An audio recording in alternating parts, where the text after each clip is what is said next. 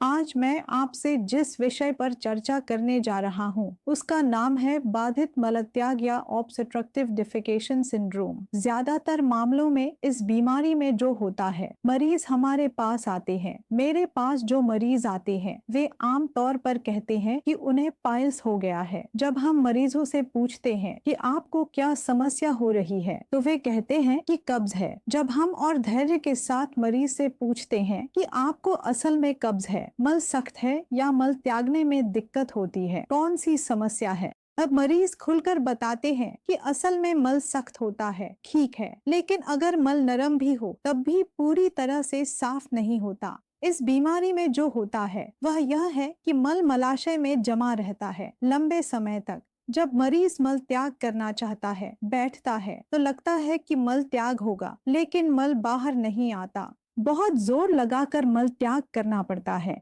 कई बार मलाशय के आसपास या आगे की तरफ हाथ से दबाव देकर मरीज मल बाहर निकालते हैं। यहाँ तक कि कई मरीज हमारे पास आते हैं जिन्हें मलाशय के अंदर मल त्याग के रास्ते में उंगली डालकर भी मल निकालना पड़ता है। और कई लोग बताते हैं कि वे हैंड शावर से पहले मलाशय के अंदर पानी डालते हैं, तब जाकर मल बाहर आता है। यही है बाधित मलत्याग के मरीज जो हमारे पास आकर इस तरह की जानकारी देते हैं। इसके बाद जब हम मरीजों की जांच करते हैं तो आम तौर पर मेरे पास ज्यादातर मरीज महिलाएं होती हैं। पुरुषों में भी हो सकता है, लेकिन यह बीमारी महिलाओं में ज्यादा होती है। ऐसा क्यों होता है, कुछ देर में आप समझ जाएंगे। इसका कारण यह है कि महिलाओं के मामले में मलाशय नीचे की ओर बहुत आसानी से आ जाता है, क्योंकि गर्भाशय, मासिक धर्म का रास्ता, पेशाब का रास्ता, ये सब कुछ महिलाओं में एक साथ पास पास होता है। तो जब महिलाओं के बार बार बच्चे होते हैं, सामान्य डिलीवरी होती है, कई बार मासिक धर्म बंद होने के बाद यह समस्या बढ़ जाती है। मांसपेशियों की टोन, मांस का जो बल, ताकत, ये सब कम हो जाते हैं। तब ये सब अंग थोड़ा नीचे की ओर झुक जाते हैं। झुक जाने के कारण होता यह है कि मल त्याग के रास्ते में एक थैली जैसी बन जाती है, जिसे हम अपनी भाषा में रेक्टोसील कहते हैं। फिर बार बार जोर लगाकर मल त्याग करने से मलाशय का ऊपरी हिस्सा नीचे की ओर आ जाता है, जैसे एक गिलास के अंदर दूसरा गिलास डालने पर जैसा होता है, कुछ वैसा ही। मलाशय का ऊपरी हिस्सा निचले हिस्से के अंदर घुस जाता है, तब स्वाभाविक रूप से अंदर का हिस्सा पतला हो जाता है। मल तब वहीं फंस कर रह जाता है, नीचे नहीं जाना चाहता। ये सब अपने आप भी हो सकता है अगर सिर्फ मलाशय की ही समस्या हो, लेकिन ज्यादातर मामलों में यह समस्या मलाशय की होती है। इस समस्या के साथ साथ महिलाओं में योनि का मुंह भी नीचे की ओर आ जाता है, पेशाब का रास्ता भी नीचे की ओर आ जाता है। मरीज आकर यह भी बताती हैं कि जब मैं बहुत जोर लगाकर मल त्याग करती हूँ तो नीचे का हिस्सा फूल जाता है। गर्भाशय के ये हिस्से,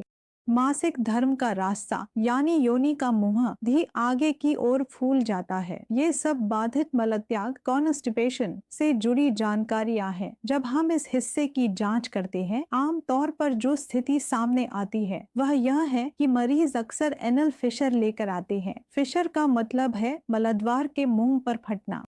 त्वचा लटक जाती है और दबाव पड़ने पर वह गुब्बारे की तरह फूल जाती है। नीचे का हिस्सा यानी योनि का मुंह नीचे आ जाता है। पेशाब का रास्ता भी नीचे फूल जाता है। ऐसा हम बाहर से देख सकते हैं।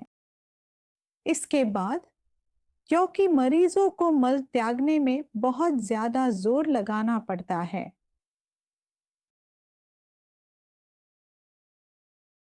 सामने की ओर महिलाओं में जो होता है वह यह है कि आगे की तरफ यह फूल जाता है और मल वहां जमा हो जाता है। इसी को हम रेक्टोसील कहते हैं। अगर हम एक उंगली डालें, अगर हम इसे उंगली डालकर जांचें तो पेशाब के रास्ते में यानी मूत्र मार्ग में किसी भी तरह की रुकावट या असामान्यता महसूस होती है या नहीं, यह भी देख सकते हैं।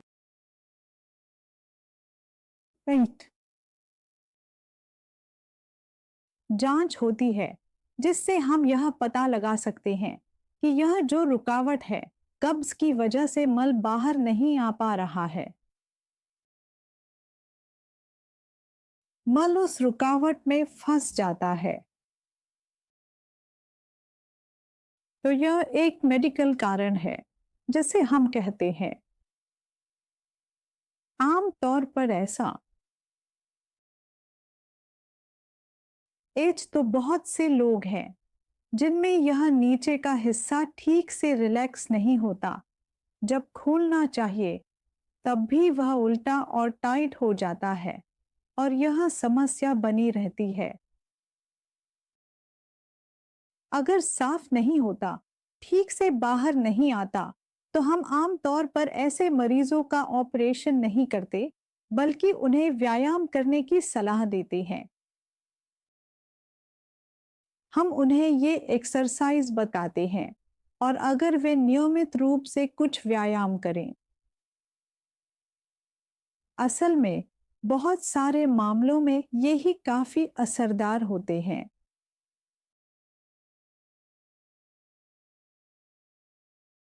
पर्दा धीरे धीरे आहिस्ता आहिस्ता कमजोर हो जाता है।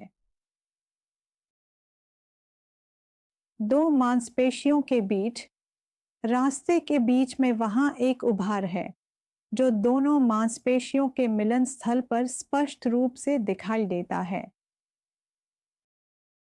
जैसा दिखता है। असल में इन बीमारियों को हम ज्यादातर मामलों में क्लिनिकली देखकर ही समझ सकते हैं और जांच के बारे में तो मैंने आपको बताया ही है कि अधिकतर मामलों में कोलोनोस्कोपी और डिफेकोग्राफी करके हम असल में यह तय करते हैं कि इस मरीज को मेडिकल ट्रीटमेंट देना है या सर्जरी करनी है। ज्यादातर मरीज व्यायाम, जीवन शैली में बदलाव और एक्सरसाइज करके ही ठीक हो जाते हैं। तो देखा गया है कि 100 में से शायद 15 से 20 मरीजों को ऑपरेशन की जरूरत पड़ सकती है। जिनको ऑपरेशन की जरूरत होती है उनके लिए कई तरह के ऑपरेशन उपलब्ध हैं, लेकिन किस मरीज के लिए कौन सा ऑपरेशन करना है यह फैसला असल में सर्जन ही करता है। किस मरीज के लिए कौन सा ऑपरेशन सबसे अच्छा रहेगा यह वही तय करता है। अधिकतर मामलों में मरीज टीवी, यूट्यूब, मीडिया, गूगल आदि पर देखकर सोचते हैं कि इस बीमारी के लिए यह ऑपरेशन है। जैसे पाइल्स के लिए लॉन्ग ऑपरेशन, पाइल्स के लिए लेजर ऑपरेशन। मरीज इन चीजों से बहुत प्रभावित हो जाते हैं, लेकिन इस तरह से प्रभावित होना सही नहीं है। आपके लिए कौन सी चिकित्सा सही है यह आपका डॉक्टर ही सबसे बेहतर बता सकता है, क्योंकि आपका डॉक्टर ही आपकी समस्याएं सुनता है, जांच करता है और देखता है कि आपकी असली समस्या क्या है। तो इस समस्या के लिए जो ऑपरेशन परफेक्ट रहेगा वही डॉक्टर आपको सजेस्ट करेगा। इसलिए गूगल, यूट्यूब देखकर ऑपरेशन का नाम सुनकर प्रभावित होने की कोई जरूरत नहीं है। दूसरी बात, जो यह बाधित मलत्याग है, कई बार देखा गया है कि इसके साथ साथ कब्ज की समस्या भी हो सकती है। जिन मरीजों को पहले से ही कब्ज की समस्या रहती है या जिनको जन्म से ही कब्ज की आदत है, उनके मामले में ऑपरेशन की सफलता अपेक्षाकृत कम होती है। लेकिन जिनका मलद्वार नीचे की ओर आ गया है या रेक्टोसील या इंटरसेप्शन की वजह से मलत्याग में बाधा आ रही है, उनके लिए सर्जरी का परिणाम अच्छा रहता है। हालांकि इन बीमारियों में एक ही सर्जरी नहीं बल्कि कई सर्जरी का कॉम्बिनेशन करना पड़ता है। तकनीकी रूप से यह मुश्किल है लेकिन नामुमकिन नहीं। लेकिन यह असल में एक टीम वर्क है। इसमें 3, 4 या 5 लोग मिलकर, कई बार लॉजिस्ट, यूरोलॉजिस्ट, सर्जन ऐसे मिलकर एक संयुक्त टीम बनाकर भी कई बार ये ऑपरेशन किए जाते हैं। और मेरे अनुभव के अनुसार ज्यादातर मरीज ऑपरेशन के बाद ठीक रहते हैं। बाधित मलत्याग की यह बीमारी असल में ऐसी है कि यह महिलाओं में ज्यादा होती है, खासकर उन महिलाओं में जिनकी कई बार नॉर्मल डिलीवरी हो चुकी है या जिनका मासिक धर्म बंद हो गया है। 45 के बाद 50 या इस उम्र की महिलाओं में यह बीमारी ज्यादा होती है। इसी वजह से वे डॉक्टर के पास नहीं जाना चाहती, संकोच करती हैं। मुझे लगता है कि अब समय आ गया है कि घर पर बैठकर तकलीफ न सहें, बल्कि डॉक्टर से सलाह लें। अगर आप डॉक्टर से सलाह नहीं लेंगी और अपनी तकलीफ साझा नहीं करेंगी तो आपकी समस्या का समाधान नहीं निकलेगा। जो बीमारी ठीक हो सकती है उस मरीज का इलाज करवाना ही मेरे हिसाब से सबसे अच्छा है। इस बीमारी के मामले में, जैसा कि मैंने आपको थोड़ी देर पहले बताया था, शुरुआती दौर में बाधित हिस्से के लिए व्यायाम बहुत महत्वपूर्ण है।